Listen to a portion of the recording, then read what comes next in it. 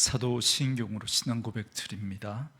전능하사 천지를 만드신 하나님 아버지를 내가 믿사오며 그 외아들 우리 주 예수 그리스도를 믿사오니 이는 성령으로 잉태하사 동정녀 마리아에게 나시고 본디오 빌라도에게 고난을 받으사 십자가에 못 박혀 죽으시고 장사한 지 사흘 만에 죽은 자 가운데서 다시 살아나시며 하늘에 오르사 전능하신 하나님 우편에 앉아 계시다가 저리로서 산자와 죽은 자를 심판하러 오시리라. 성령을 믿사오며 거룩한 공회와 성도가 서로 교통하는 것과 죄를 사하여 주시는 것과 몸이 다시 사는 것과 영원히 사는 것을 믿사옵나이다. 아멘. 이 아침에 우리에게 주시는 하나님의 말씀은 느헤미야 13장입니다. 느헤미야 13장 1절로 14절 말씀까지.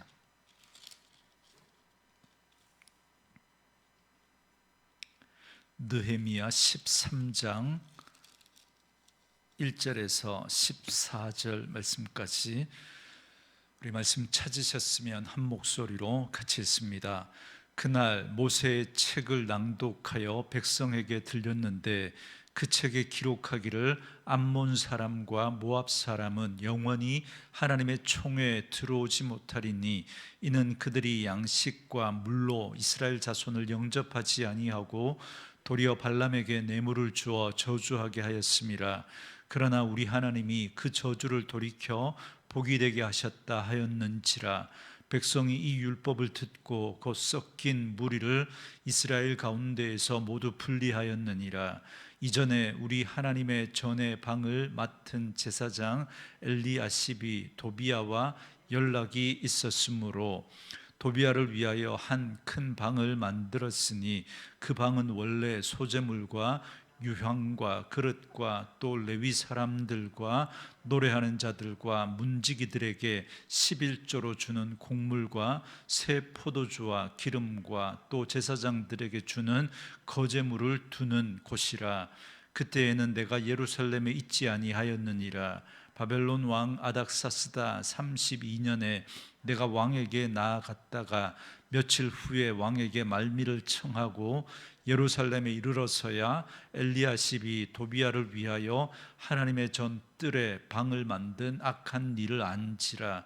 내가 심히 근심하여 도비야의 세간을 그 방 밖으로 다 내어 던지고 명령하여 그 방을 정결하게 하고 하나님의 전의 그릇과 소재물과 유황을 다시 그리로 들여 놓았느니라. 내가 또 알아본즉 레위 사람들이 받을 몫을 주지 아니하였으므로 그 직무를 행하는 레위 사람들과 노래하는 자들이 각각 자기 밭으로 도망하였기로 내가 모든 민장들을 꾸짖어 이르기를 하나님의 전이 어찌하여 버린 바 되었느냐고 곧 레위 사람을 불러 모아 다시 제자리에 세웠더니 이에 온 유다가 곡식과 새 포도주와 기름의 11조를 가져다가 곳간에 드림으로 내가 제사장 셀레마와 서기관 사독과 레위 사람 부다야를 청고지기로 삼고 mat단야의 손자 삭굴의 아들 하난을 복음으로 삼았나니 이는 그들이 충직한 자로 인정됨이라. 그 직분은 형제들에게 분배하는 일이었느니라. 내 하나님이여 이 일로 말미암아 나를 기억하옵소서. 내 하나님의 전과 그 모든 직무를 위하여 내가 행한 선한 일을 도말하지 마옵소서. 아멘. 오늘은 함께 읽으신 느헤미야 13장 1절에서 14절 말씀을 중심으로 다시 정결하게라는 제목의 말씀으로 잠시 은혜를 나누겠습니다. 이스라엘 백성들은 성벽 봉헌 예식 후에 하나님을 향한 헌신을 다짐했습니다.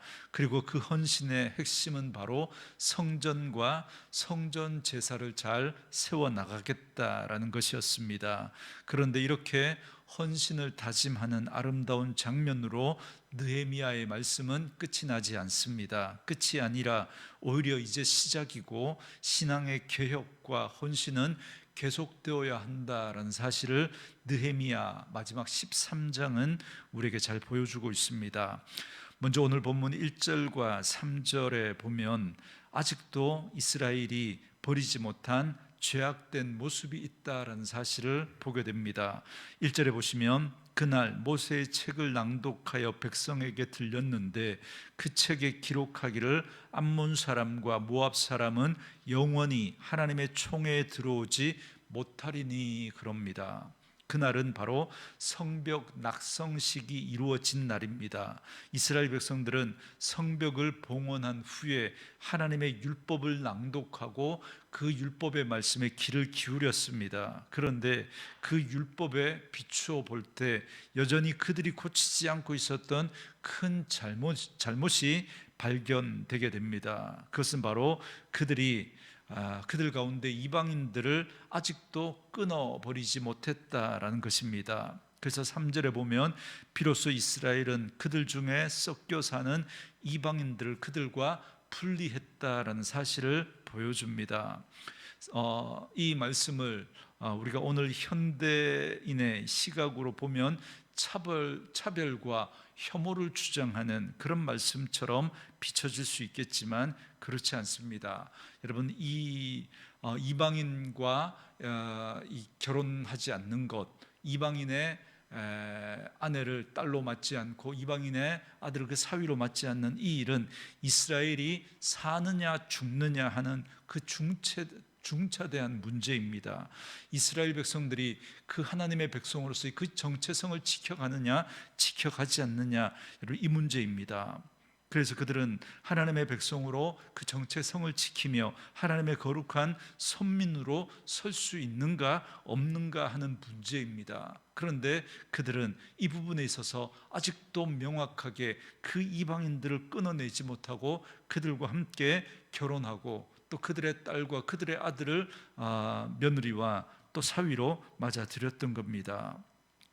그런데 이 문제는 이미 25년 전 에스라의 처음 개혁 때 불거졌던 문제였습니다. 그런데도 아직도 여전히 고쳐지지 않았던 것입니다. 이처럼 죄와의 결별은 쉽지 않습니다. 죄를 단숨에 뿌리 뽑는 것은 여러분 참으로 어려운 일입니다. 이는 오랜 인내를 필요하는 일이다라는 사실을 잘 보여주고 있습니다. 그래서 우리는 늘 말씀 앞에 서서 우리의 모습을 돌아보아야 합니다. 그 말씀 속에 정말 우리가 아무 생각 없이 그냥 무감각하게 받아들였던 그 일들이, 당연하게 생각했던 그 일들이 하나님의 말씀 앞에서 잘못된 것이다라는 것이 깨달아질 때, 그러한 죄가 발견되어질 때 여러분 그것을 끊어내는 그런 용기가 우리에게 필요한 것입니다. 그래서 우리는 하나님의 말씀 앞에 우리를 늘 살펴보아야 합니다. 그래서 저는 이 새벽의 시간이 너무나 귀합니다. 이 시간에 단순히 그냥 우리의 욕심만을 위해서 그냥 강구하는 시간만이 아니라 정말 하나님 앞에서 그 말씀 앞에서 우리를 비추어 보고 우리 안에 있는 잘못된 모습, 하나님 기뻐하시지 않는 모습들은 없는지 돌아보고 그것들을 끊어내는 모습들이 필요한 것입니다. 이어서 4절부터 14절은 상당히 시간이 흐른 뒤에 일어났던 일입니다. 약 10여 년이 지나고 난 뒤에 예루살렘에서는 아주 심각한 일이 벌어지고 있습니다. 4절과 5절을 보면 예루살렘 성전의 방을 관리하는 제사장 엘리야십이 도비야에게 성전에 있는 방을 하나 내어주었다라는 것입니다. 여러분, 도비야가 누굽니까? 성전과 성벽 건축을 방해하는 일에 가장 앞장섰던 사람이 바로 이 도비야입니다. 그래서 이스라엘의 대적자가 바로 이 도비야입니다. 게다가 그는 이방인인데 그에게 성전에 있는 방을 내어주었다라는 겁니다. 그때 느헤미야는 어떤 상황이 있었냐면 6절에 보시면 그때 내가 예루살렘에 있지 아니하였느니라. 바벨론 왕 아닥사스다 32년에 내가 왕에게 나아갔다가 며칠 후에 왕에게 말미를 청하고 그럽니다. 그러니까 성벽 재건을 하고 낙성식을 한 후에 12년이 지났습니다. 그리고 느헤미야는 지금 페르시아로 돌아간 상황인 거죠. 처음 아닥사스다 왕에게 은혜를 구할 때 그가 어떻게 이야기했습니까?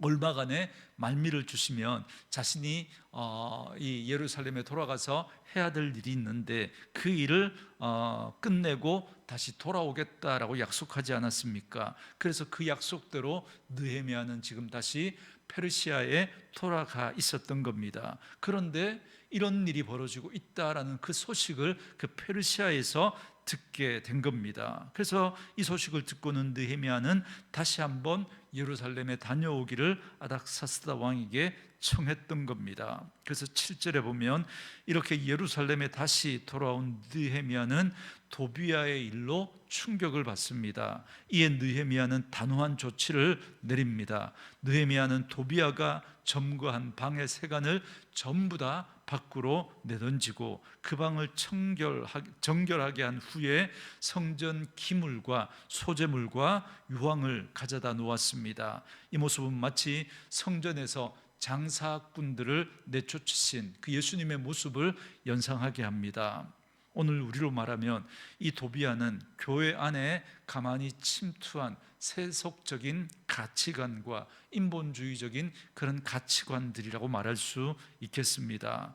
하나님을 향한 예배와 감사와 찬양과 기도가 넘쳐야 할 그 자리에 세속주의가 자리 잡고 하나님의 은혜보다 세속적인 그런 수단과 방법들을 의지하는 것이 오늘 교회 안에 가만히 들어와 있는 그런 모습과도 같다라고 말할 수 있겠습니다. 그런데 제사장 엘리야십이 도비야를 위해서 성전 골방을 내어준 것은 그 도비야가 유력자이기 때문입니다. 그래서 엘리야십은 제사장이라는 자신의 본분을 망각하고 힘 있는 사람과 밀접한 관계를 맺고 그 이해관계 속에서 어떤 이익 때문에 이런 일을 벌였던 거죠. 오늘날 이 땅의 교회가 세상에 힘 있는 자들의 편에 서고 또 교회 안에서도 세상에서 인정받고 높임받는 그런 사람들을 인정하고 높여주는 그런 모습들이 없지 않아 있습니다. 여러분, 이것이 바로 세속화에 물든 오늘날 교회의 모습이라고 할 수 있습니다. 세상에서 인정받고 높임받는 그런 사람들을 인정하고 교회에서도 높여줍니다. 이것이 바로 세속화에 물든 오늘날 교회의 모습인 거죠. 우리는 느헤미야와 같이 단호하게 이런 일들을 끊어버려야 합니다. 그 사람이 아무리 돈이 많을지라도, 그 사람이 아무리 권력을 가진 자라고 할지라도 정말 하나님이 원치 않는 그런 모습이라면 여러분 단호하게 끊어야 합니다. 여러분, 권력이 있고 힘이 있다고 해서 그 사람 교회 못 오게 하라, 그런 말이 아니잖아요. 그런 사람들의 편에 서서 하나님의 방법이 아님에도 불구하고 하나님의 말씀이 아님에도 불구하고 타협하고 그런 것들을 허용해버리는 오늘날 교회 모습들이 있다면 여러분, 그건 아닌 것이죠. 그런 부분들을 오늘 느헤미야는 단호하게 끊어버렸던 겁니다. 또한 느헤미야가 목격한 예루살렘의 문제는 무엇입니까? 10절에 내가 또 알아본 즉 레위 사람들이 밭들 몫을 주지 아니하였으므로 그 직무를 행하는 레위 사람들과 노래하는 자들이 각각 자기 밭으로 도망하였기로 그럽니다. 여러분, 우리가 그 레위인들의 헌신을 살펴보지 않았습니까? 그랬던 레위인들인데, 그랬던 제사장들인데, 그런데 그들이 각각 자기 밭으로 도망갔다 그럽니다. 우리가 계속해서 살펴봤던 것처럼 성전과 성전 제사를 회복하고 잘 유지하기 위해서 백성들은 11조와 헌물을 잘 드리기로 결단을 했습니다. 그렇지만 안타깝게도 그 결단은 잘 지켜지지 않았던 것입니다. 여러분, 사사시대도 이런 일들이 벌어지지 않았습니까? 여러분, 성전 예배가 무너지기 시작하니까 사람들이 제대로 11조를 내지 않는 거예요. 헌금을 내지 않으니까 레위인들이, 기업이 없었던 레위인들이 살 길이 막막하니까 자기 살 길을 찾아서 그 유대 땅을, 이스라엘 땅을 떠돌아다니다가 어느 집에 가정제사장으로 들어가고 한 지파의 지파의 제사장으로 들어가고 하는 그런 어처구니 없는 일들이 여러분 벌어지지 않았습니까? 지금도 이런 일들이 또 벌어진 겁니다. 그래서 성전에서 직무를 감당하는 레위인들과 찬양대원들이 생계가 위협을 받으니까 그 생계를 위협받는 상황에서 그들이 직무를 버리고 자기 밭에서 농사를 짓는 그런 일을 해야 했다는 겁니다. 11절과 12절에 보면 이것을 안 느헤미야는 백성들의 지도자들을 꾸짖고 레위 사람들을 불러다가 다시 세웠습니다. 그러자 놀랍게도 백성들은 예물과 11조를 다시 성전에 드렸습니다. 여러분, 이것을 볼 때 백성들이 11조와 예물을 안 드린 건 그들이 단순히 믿음이 없었기 때문이다, 그렇게만 말할 수 없는 측면이 또 있는 것 같습니다. 13절에 보면 느헤미야가 백성의 지도자들을 꾸짖고 충성된 사람들을 택하여 헌물들을 관리하게 했다라는 것은 지도자들의 부패가 만연했기 때문이다라는 걸 알 수 있습니다. 그러니까 백성들이 드린 헌금과 예물이 올바로 사용되지 않았기 때문에 백성들도 이 일을 소홀히 했던 측면이 있었던 겁니다. 그래서 느헤미야가 이 일을 개선하고 개혁하자 다시 백성들은 헌금과 예물을 드렸고 성전 제사가 회복될 수 있었다라는 것입니다. 여러분, 이에 느헤미야는 이렇게 기도합니다. 14절에 내 하나님이여, 이 일로 말미암아 나를 기억하옵소서. 내 하나님의 전과 그 모든 직무를 위하여 내가 행한 선한 일을 도말하지 마옵소서. 그럽니다. 느헤미야는 하나님이 자신을 기억하고 자신이 행한 선한 일을 도말하지 말아달라고 간구합니다. 이는 마치 어떻게 보면 자화자찬하는 그런 기도처럼 들릴 수 있지만 느헤미야는 하나님 앞에서 자신이 최선을 다하고 그 일을 잘 감당한 후에 하나님의 선하신 도우심을 겸손히 구하고 있는 것입니다. 이처럼 오늘 말씀을 통해서 보는 것처럼 에스라와 느헤미야의 믿음과 헌신을 통한 그 개혁 조치가 이스라엘 백성들에게 뿌리를 내리지 못하고 또다시 무너져 버리게 된 것을 보게 됩니다. 우리는 이러한 이스라엘 백성들의 모습을 통해서 우리들의 모습을 돌아보아야 합니다. 여러분, 개혁은 한 번 이루어진다고 끝이 나는 것이 아닙니다. 늘 하나님의 말씀 앞에 우리가 서야 한다라고 하는 이 말은 여러분, 끊임없이 우리 안에 개혁이 계속되어져야 한다라는 말입니다. 제가 이런 비유 드렸던 거 여러분 기억나시죠? 여러분, 집에서 유산균으로 그죠? 요거트를 만들어 드시는 분들 계실 겁니다. 그래서 이 유산균, 그죠? 이 원균이라고 하는, 그죠? 그 좋은 거라고 하면서 그걸 이제 가지고 와서 이제 우유에 넣고 따뜻한 아랫목에, 예전에는 그렇게 했지만 요즘 좋은 기계들이 많습니다. 거기에 넣고 한 8시간에서 10시간 정도 이렇게 두면 이 요거트가 만들어집니다. 그러면 이제 그걸 이제 먹으면서 일부분은 또 새로운 또 우유에다가 담아서 또 발효시키고 또 그거 먹다가 또 남은 거 또 발효시키고 이렇게 계속 먹습니다. 예전에 제가 그렇게 했던 어머님이, 우리 어머니 그렇게 했던 기억이 있는데, 여러분, 그렇게 하는 방법은 한 3번, 4번 정도 하고 나면 바꿔야 돼요. 물론 요거트처럼 만들어지지만, 유산균이 증식을 해서 만들어지지만 그 안에 여러 가지 잡균들이 들어가서 그게 함께 또 발효가 되어져서 만들어지기 때문에 계속 거듭하면 여러분, 좋은 유익균도 있지만 무익균들도 같이 만들어지는 거예요. 그러니까 이제 그거는 이제 한 서너 번 먹고 이제 그냥 다 먹고 그냥 없애고 새로 또 좋은, 그죠? 요거트를 사서 그걸 넣고 또 발효시켜야 되는 거예요. 여러분, 끊임없이 우리가 하나님 앞에서 우리 자신을 개혁하지 않으면 여러분, 우리의 모습은 그렇게 되어질 수 있는 거예요. 한번 개혁하고 우리의 신앙의 모습이 회복된 것 같지만 여러분, 알게 모르게 우리 안에 또 여러 가지 이단의 사상과 오늘 도비아와 같은 그런 세속의 가치관들이 또 우리 안에 들어온다니까요. 우리도 모르게 거기에 또 익숙해져 버리면 또 우리는 거기에 또 아무렇지도 않게 행하는 우리의 모습들을 봅니다. 그렇기 때문에 개혁은 끊임없이 이루어져야 하는 것입니다. 그래서 우리의 본성은 본래 부패했기 때문에 우리도 언제라도 이스라엘 백성들과 같은 그런 과오를 범할 수 있다는 사실을 명심해야 합니다. 그래서 고린도전서 12장 말씀에서 선줄로 생각하는 자는 넘어질까 조심하라 경고합니다. 항상 우리는 넘어질 수 있는 연약한 인생이라는 사실을 기억해야 합니다. 그러므로 늘 말씀으로 자신을 부지런히 살펴야 합니다. 느헤미야와 같이 자신의 사명을 감당한 뒤에도 다시 돌아보고 살필 줄 알아야 합니다. 더욱 겸손히 하나님의 선하심을 의지해야 합니다. 그러므로 우리의 삶이 믿음에서 벗어나지 않도록, 하나님의 백성다움을 잃어버리지 않도록 늘 말씀으로 우리 자신을 돌아보아야 할 것입니다. 그리고 오늘 이 11조와 헌금에 대한 이 말씀들에 대해서도 여러분 우리가 좀 생각해 볼 것은, 11조 헌금에 대한 논쟁들이 여러분 교회 안에 많이 있습니다.